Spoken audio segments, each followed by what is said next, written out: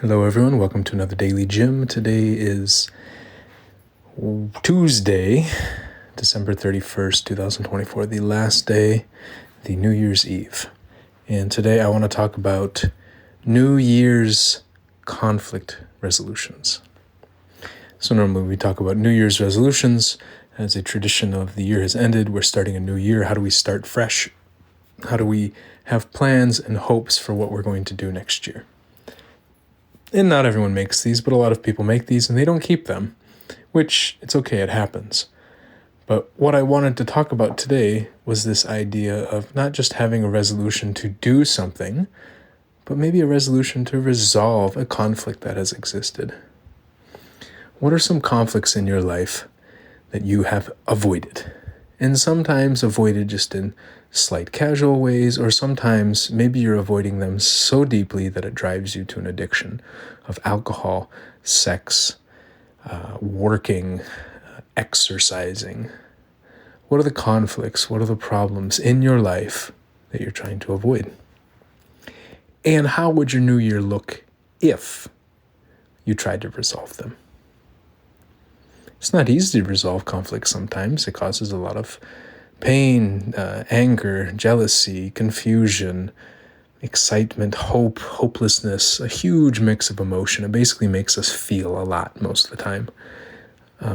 But if we can get through it, we can actually get back to resolving it. And although some people believe that the resolution of conflict is peace, I actually believe the resolution of conflict is love. We can get back to loving ourselves and loving other people if we resolve certain conflicts. Now, there's always going to be conflicts in our lives. So if you resolve one conflict, it doesn't mean you're no longer going to have conflicts. But by resolving one, we can start practicing how to resolve other ones and addressing them as they arise. Now, maybe this seems a bit pedantic, me trying to stand on my soapbox and teach you, but this is also for me. What conflicts do I want to resolve? What conflicts do I want to address? Maybe they're not the main ones. Maybe they're the side conflicts. But a lot of times the side conflicts are actually the ones causing most of the problem, causing most of the anger, the sadness, the confusion. So what, and the fear.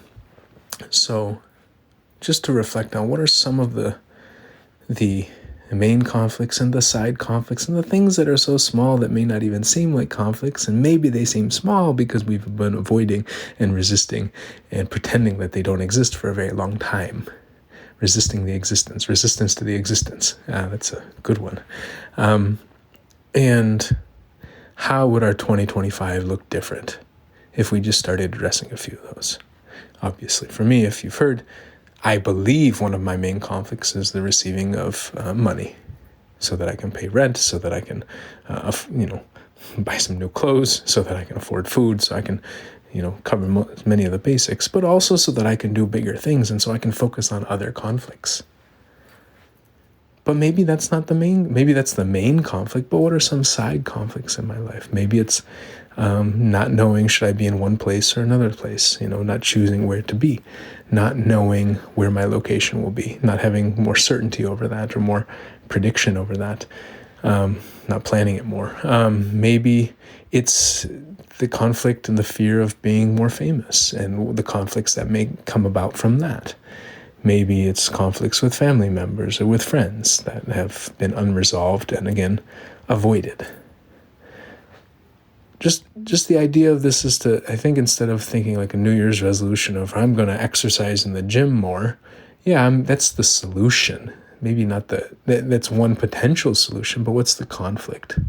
The conflict maybe is I feel out of shape, and I'm frustrated that I feel out of shape because when I'm out of shape, I'm actually not able to resolve other conflicts because maybe I don't have the energy, maybe I don't have the flexibility, maybe I don't have the strength. Maybe sometimes resolving a conflict is lifting somebody else up after they got sick or they passed out from too much drinking because they're avoiding conflicts.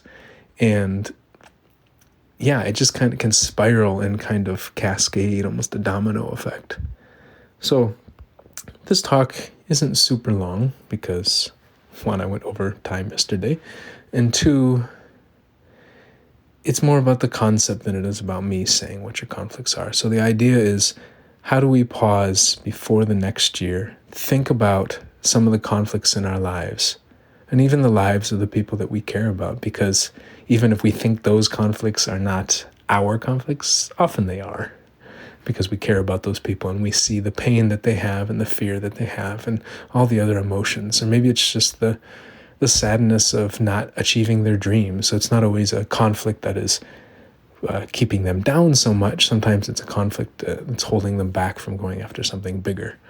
And so thinking about the conflicts in our lives and the lives of those people that we love, what are some that we want to start to address? Some that we might want to try to resolve as the year starts. Again, I don't have the answers. This is kind of me just spewing it out into the internet and seeing, throwing spaghetti at the wall. No, I think there's a little more substance to this than just throwing something against the wall to see what sticks. But yeah, so anyways, I'm going to reflect on that in the next couple hours, and I hope you do too.